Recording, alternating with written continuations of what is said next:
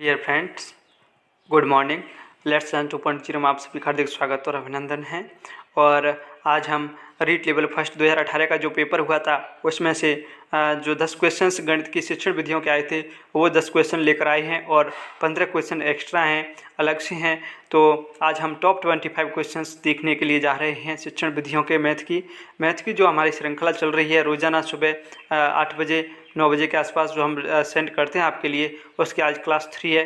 तो कृपया चैनल को लाइक सब्सक्राइब शेयर जरूर करते रहें और हम फाइनल परीक्षा तक आपको लगातार जो है शिक्षण विधियाँ प्रोवाइड कराते रहेंगे इस तरह से।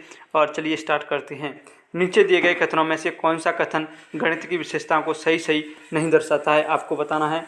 कौन सा जो कथन है गणित की विशेषताओं को सही नहीं दर्शाता है। गणित विचारों का तार्किक विज्ञान है। गणित मनुष्यों के मस्तिष्क में तर्क की आदत को बनाने का मार्ग है। गणित अमूर्त विज्ञान नहीं है। गणित को संख्या तथा संस्थान के विज्ञान के रूप में परिभाषित किया गया है। बताइए क्या होगा आंसर। क्वेश्चन नंबर जो है 31 से लेकर के 40 तक आपके पास ये क्वेश्चंस हैं जो कि 2018 रीट में आए हुए थे। बताइए यहाँ पर क्या आंसर होगा। तो यहाँ पर जो आंसर होगा गणित एक अमूर्त विज्ञान नहीं है, ये गलत है क्योंकि गणित एक अमूर्त विज्ञान ही है। गणित को एक अमूर्त विज्ञान माना जाता है। चलिए क्वेश्चन नंबर 32 की तरफ चलते हैं। विद्यार्थियों द्वारा गणितीय समस्याओं को हल करने के दौरान की जाने वाली गलतियों की प्रकृति और विशेषताओं को जानने की प्रक्रिया को क्या कहा जाता है। बताइए विद्यार्थियों द्वारा गणितीय समस्याओं को हल करने के दौरान की जाने वाली गलतियों की प्रकृति और विशेषताओं को जानने की जो प्रक्रिया है उसको क्या कहते हैं। बताइए गणित में विषय वस्तु विश्लेषण, गणित में त्रुटि विश्लेषण, गणित में विषय वस्तु संश्लेषण या गणित में त्रुटि संश्लेषण। बताइए क्या होगा आंसर। जल्दी से कमेंट कीजिए और अपने आप का मूल्यांकन कीजिए कि आप शिक्षण विधियों में से 10 क्वेश्चनों में से कितने अटेम्प्ट कर पाते हैं। 2018 का मॉडल पेपर आपके सामने है। बताइए क्या होगा। तो यहाँ पर जो आंसर होगा वो होगा गणित में त्रुटि विश्लेषण। चलिए क्वेश्चन नंबर 33। निम्नलिखित में से कौन सी विधि विद्यार्थियों में गणित संबंधी कमजोरी जानने की अच्छी विधि है। आपको बताना है कौन सी विधि ऐसी है जो विद्यार्थियों में गणित संबंधी कमजोरी जानने की अच्छी विधि है। विद्यार्थियों को कक्षा के अंदर एवं बाहर प्रश्न करना, या फिर मौखिक कार्य, या फिर विद्यार्थियों की उत्तर पुस्तिकाओं का विश्लेषण, या फिर विद्यार्थियों में तुलना करके। बताइए क्या होगा आंसर।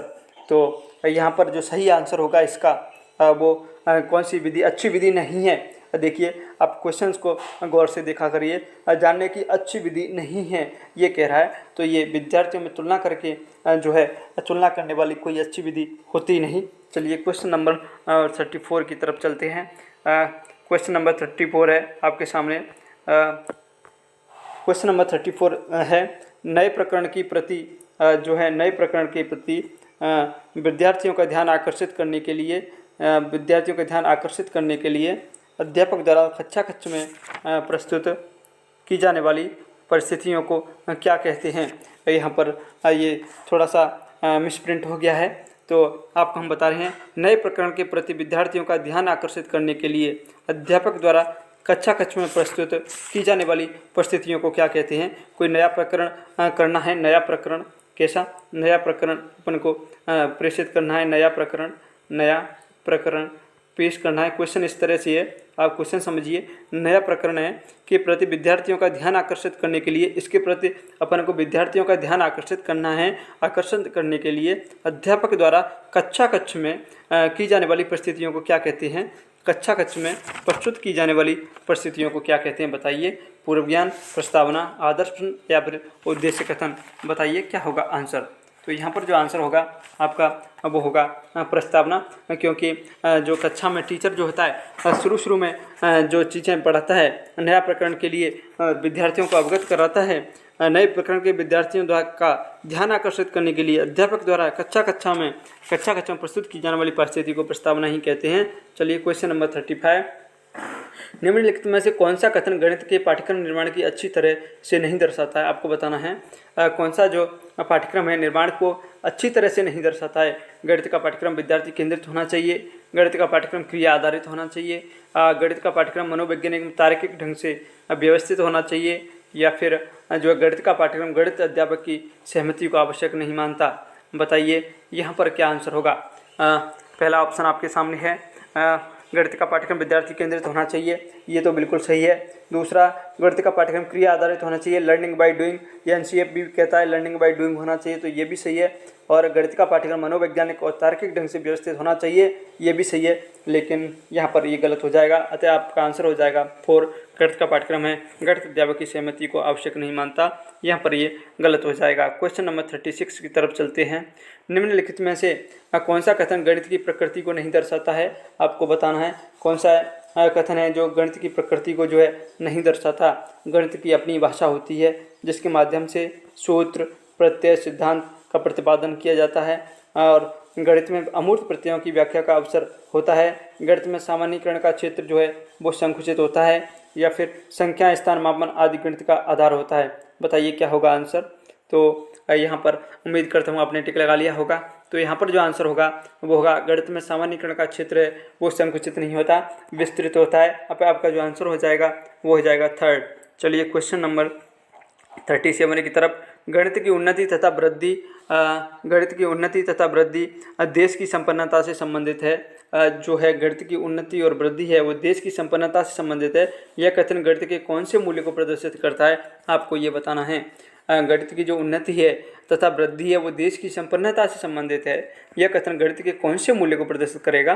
गणित के सामाजिक मूल्य को, गणित के नैतिक मूल्य को, गणित के कलात्मक मूल्य को, या गणित के अनुशासनात्मक मूल्य को? बताइए क्या होगा आंसर। तो यहाँ पर जो आंसर होगा आपका वो होगा गणित के सामाजिक मूल्य को जो है प्रदर्शित कर रहा है। गणित की उन्नति तथा वृद्धि देश की संपन्नता से संबंधित है, इसलिए जो गणित की सामाजिक मूल्य है उसको ये प्रदर्शित कर रहा है। चलिए क्वेश्चन नंबर 38 आपके सामने है। एक ऐसी योजना को यह जानने का प्रयास करती है।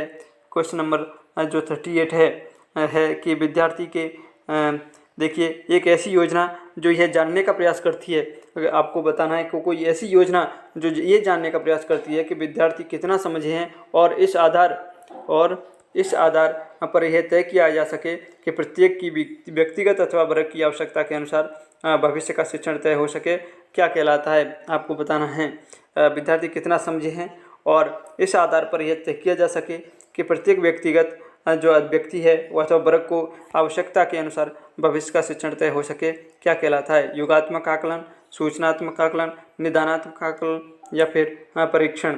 बताइए क्या होगा आंसर। क्वेश्चन नंबर 38 का बताइए आंसर क्या होगा। तो यहाँ पर जो आंसर होगा वो होगा आपका निदानात्मक आकलन।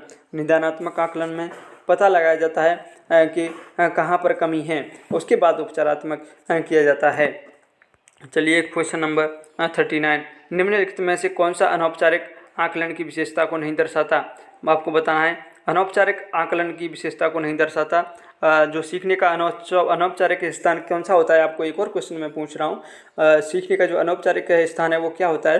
तो अनौपचारिक स्थान होता है परिवार, और जबकि औपचारिक होता है वो होता है विद्यालय। यहाँ पर पूछ रहा है कि निम्नलिखित में से कौन सा अनौपचारिक आकलन की विशेषता को नहीं दर्शाता। आपको बताना है विद्यार्थी अपनी उत्तर पुस्तिका में जैसा कार्य कर रहे हैं उसी तरफ देखना, जैसे कार्य कर रहे हों उस तरफ देखना। विद्यार्थी जब अन्य विद्यार्थियों को समझाने अथवा चर्चा में व्यस्त हों उनको सुनना, या फिर अध्यापक द्वारा पूछे गए प्रश्नों पर दिए जाने वाले उत्तरों को मॉनिटर करना, या फिर विद्यार्थियों की उत्तर पुस्तिकाओं की जांच कर अंक ग्रेड प्रदान करना। बताइए क्या होगा आंसर। क्वेश्चन नंबर 39 आपकी स्क्रीन पर है, यहाँ पर क्या आंसर होगा।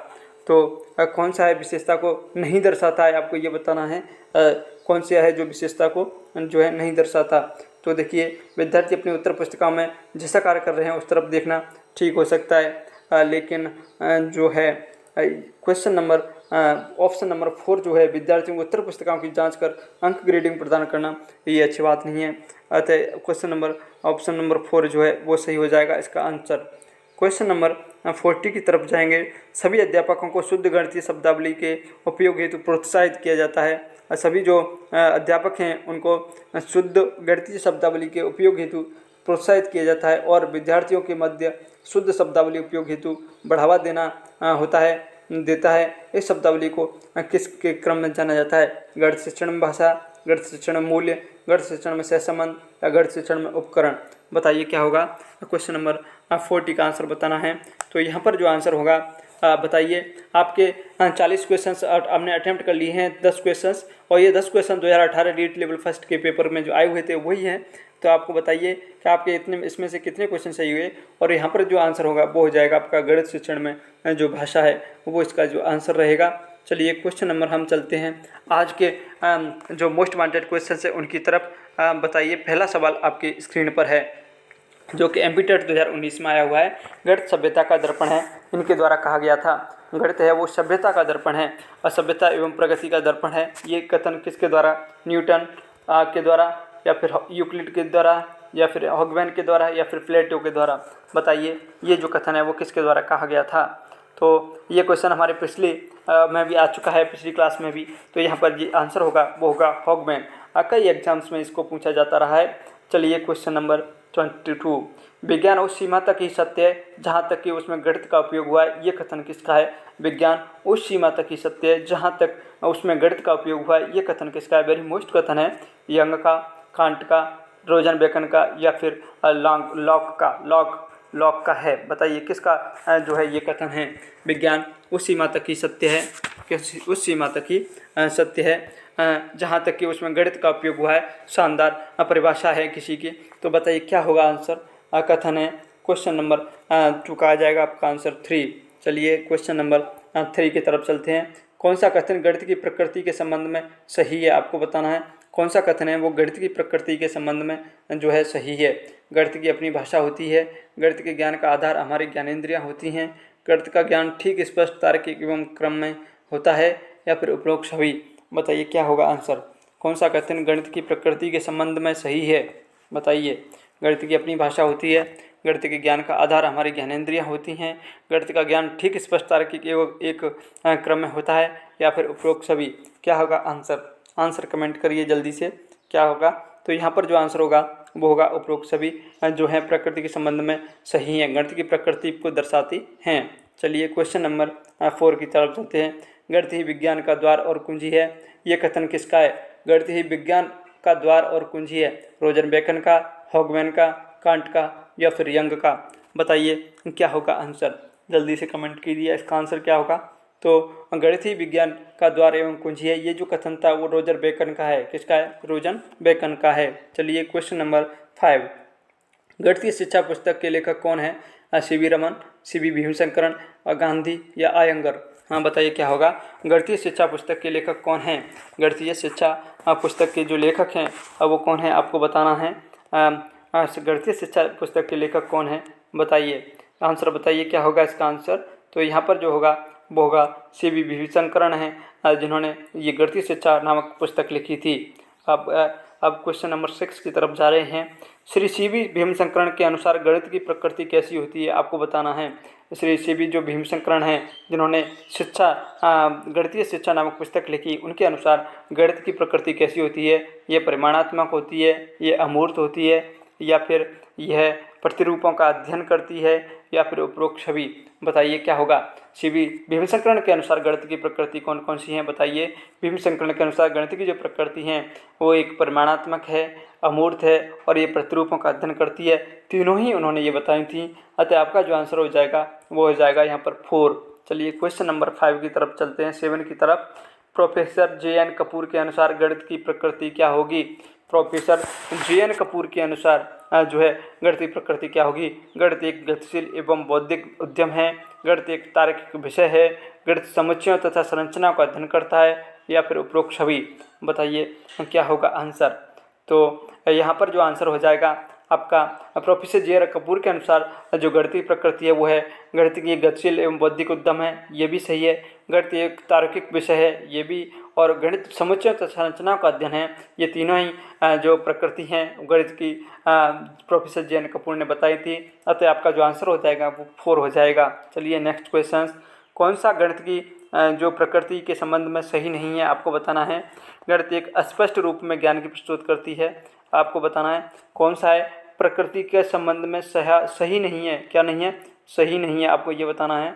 गणित एक अस्पष्ट रूप में ज्ञान की प्रस्तुति करती है, गणित एक बौद्धिक एवं तार्किक विषय है, गणित बालकों के मानसिक परीक्षण के विकास में सहायता करती है, या फिर उपरोक्त सभी। बताइए गणित की कौन सी प्रकृति के संबंध में सही नहीं है। तो यहाँ पर क्या आंसर होगा, जल्दी से कमेंट कीजिए। शानदार क्वेश्चन आपकी स्क्रीन पर है। कृपया चैनल को सब्सक्राइब कर दीजिए, लाइक भी कर दीजिए एक बार।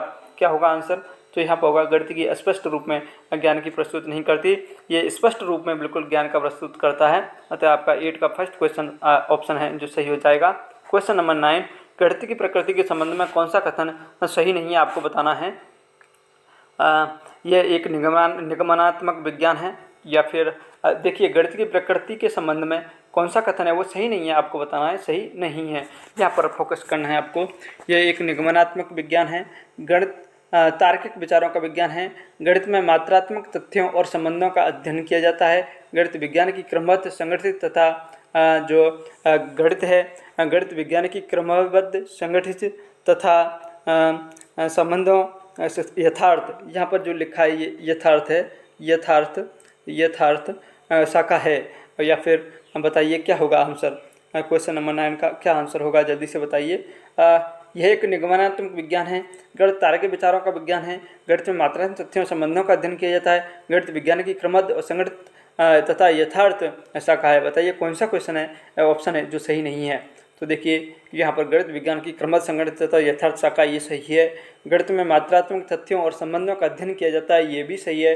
गणित तार्किक विचारों का विज्ञान है, ये भी सही है। लेकिन गणित जो है वो निगमनात्मक विज्ञान है, ये गलत है। अतः आपका 9 का फर्स्ट ऑप्शन है वो गलत हो जाएगा। यहाँ पर एक नोट दे रखा है, गणित आगमनात्मक तथा प्रायोगिक विज्ञान है। देखिए गणित कैसा विज्ञान है, फिर आगमनात्मक और प्रायोगिक विज्ञान है। निगमनात्मक जो विज्ञान नहीं है गणित निगमनात्मक नहीं है। गणित कैसा है, गणित है आगमनात्मक और प्रायोगिक विज्ञान है। चलिए क्वेश्चन नंबर 10, गणित की शिक्षा का मुख्य ध्येय क्या होगा, बताइए। गणित की जो शिक्षा है उसका मुख्य ध्येय क्या होगा, ज्यामिति के प्रमेयों और उनके प्रमाणों को स्वतंत्र रूप से सृजन करना, या फिर बच्चों को गणितीय प्रतिभाओं का विकास करना, बच्चों में गणितीय प्रतिभाओं का विकास करना, या फिर विद्यार्थियों को गणित समझने में सहायता करना, या उपयोगी क्षमताओं को जो है विकसित करना। गणित की शिक्षा का मुख्य उद्देश्य क्या है, आपको ये बताना है। यहाँ पर बताइए क्या होगा आंसर। तो यहाँ पर जो आंसर होगा वो होगा बच्चों की गणितीय प्रतिभाओं को डेवलप करना है, गणितीय जो प्रतिभा हैं उनको डेवलप करना है, ये मुख्य इसका उद्देश्य होगा। यहाँ पर इन सब में सबसे बेस्ट है जो ऑप्शन सेकंड बेस्ट है, इसलिए यहाँ पर जो आंसर होगा सेकंड हो जाएगा। क्वेश्चन नंबर 11 की तरफ चलते हैं।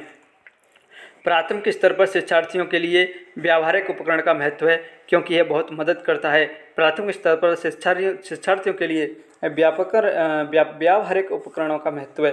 कैसे उपकरणों का महत्व है, व्यावहारिक उपकरणों का महत्व है क्योंकि यह बहुत मदद करता है। किसमें मदद करता है आपको ये बताना है। क्वेश्चन नंबर 11 आपकी स्क्रीन पर है।